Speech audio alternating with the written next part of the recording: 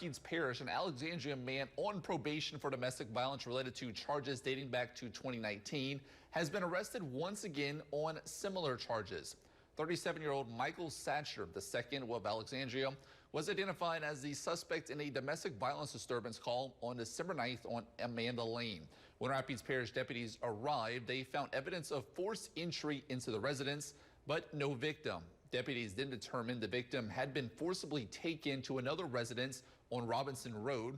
Deputies found both the victim and Satcher at that residence. Satcher was arrested without incident on charges of probation violation, home invasion, domestic abuse, battery, strangulation, and kidnapping in the second degree.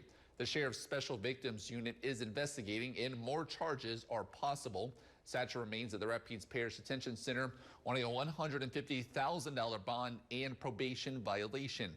Now, regarding that violation, Satcher was arrested back in 2019 on domestic violence charges. After 4 years, he pled no contest to those charges in a Rapids Parish courtroom in September of this year.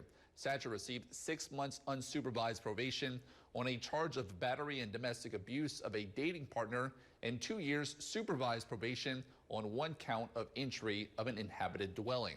Satcher resigned as a trooper with Louisiana State Police prior to his arrest on those charges.